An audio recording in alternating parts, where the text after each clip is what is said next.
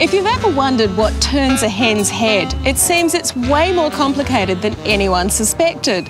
Welcome to this surprisingly saucy soap opera that is life in the chicken run.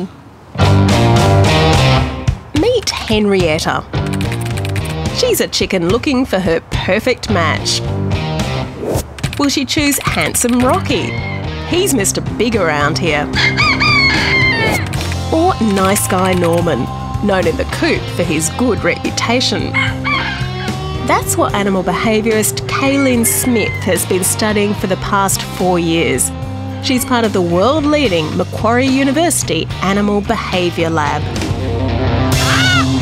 This is an alpha male. He actually rules the roost. Yeah. You see he's got this lovely red comb and these thin, fleshy wattles.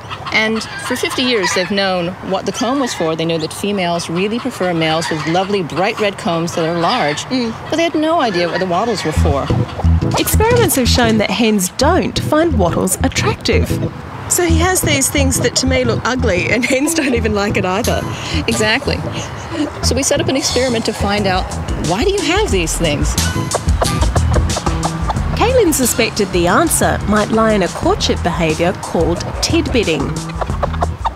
When a male finds food, if females are nearby, he makes a food call and does a head-bobbing dance where he picks up and drops the food without eating it.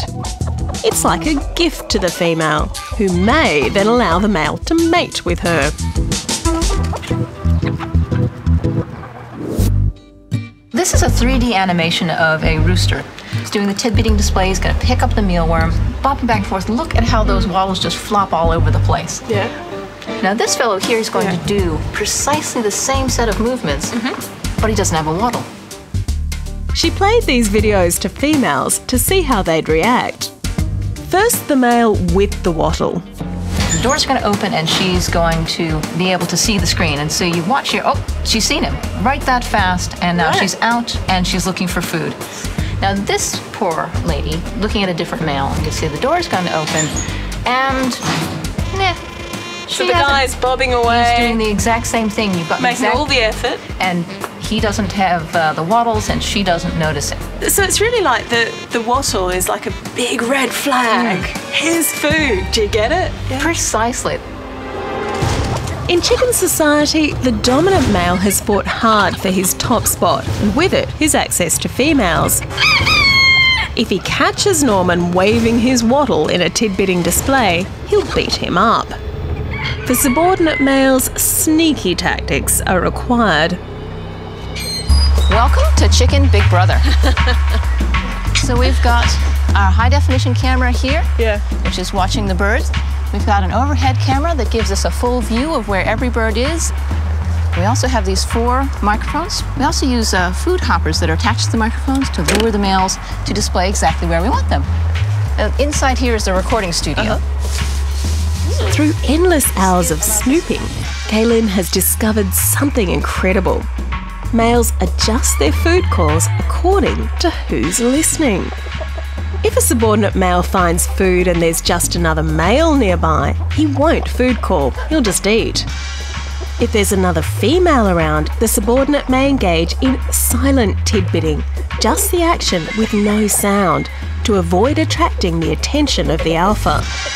That's actually quite sophisticated. It's not just a reflex. You don't just go, oh, food, I'm so excited. Instead, you actually take into account who can hear you and what will be the outcome of food calling. And that is really complex, and that's something that is typically seen in primates.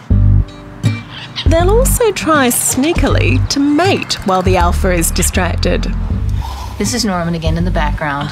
And you can see he's got a hen quite close to him. So Norman, our subordinate, is going to do a silent tidbitting display. Now this is Rocky in the front, and he's completely oblivious to the entire thing. So here we go. So you see, he's got the piece of food, he's picking it up, she's figured it out, she's come over and taken it. She's going to crouch down now. Wow. He mates, and then suddenly, Rocky works it out. Believe it or not, Rocky was too slow to act. That was a successful mating for Norman. Go nice Norman. And it's not just the males who are sneaky. So here we actually have a nest of eggs. This would be the dominant female's nest.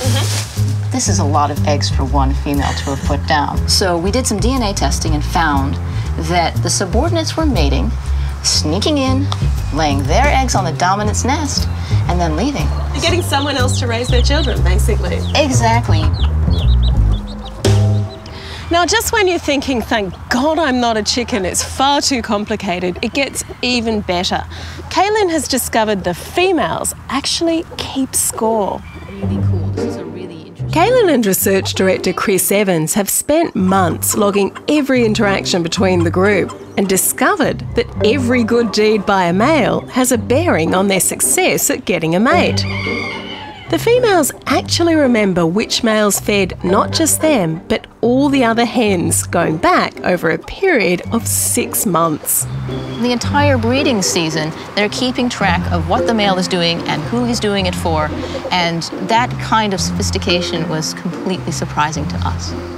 It seems for chickens, the more you give, the more you get. So, back to our original question. Who does Henrietta prefer? Handsome Rocky or nice guy Norman? Well, Rocky's going to do the most food calling, and yes, he's going to have the most offspring. So Henrietta is going to prefer Rocky.